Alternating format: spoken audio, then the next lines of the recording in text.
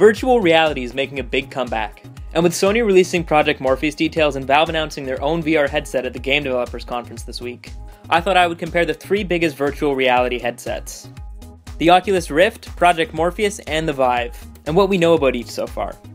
The Oculus Rift is majorly responsible for a lot of the hype surrounding virtual reality.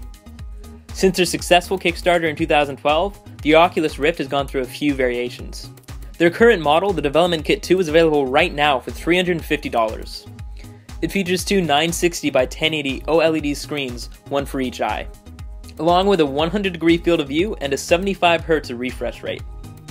Not all of the specs for the consumer version of the Rift have been announced yet, but some of the details have been shared.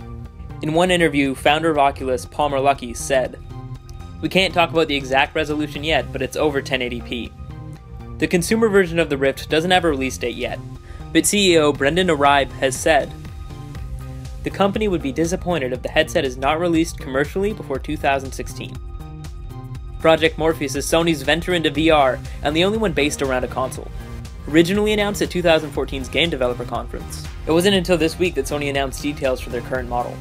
Boasting a 120Hz refresh rate, allowing for 120 frame per second output, a 100-degree field of view, and 1920 by RGB by 1080 OLED display. How to control your character in virtual reality has been a struggle for developers so far. Sony is promising different ways to control your character while wearing Morpheus, allowing you to use other PlayStation hardware such as the PlayStation Move controllers, the PlayStation camera, and even the light bar on the DualShock 4. Project Morpheus doesn't have a release date yet, but it's expected that Sony will release it this year. With Morpheus being the only VR headset focusing on consoles, it'll be interesting to see if that helps it take off commercially. Finally, Valve announced that they'll be working with HTC to release the Vive. With a set of two 1280 by 1080 screens, a 110-degree field of view, and a 90Hz refresh rate, the Vive is impressive. What interests me the most about the Vive is Valve's VR base station. The VR base station will allow you to control your character by walking around your room. This device will work in a 15-foot by 15-foot room. HTC has also made a custom wireless controller for more complex actions. The Vive is set to come out this year, with dev kits coming this spring.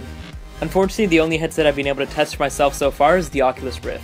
And even though I was impressed, I'm still interested to see if virtual reality will be able to catch on commercially. Having to buy up to a $350 accessory along with the PC or console is a lot to ask from a consumer. But for the experience being promised, it could be well worth it.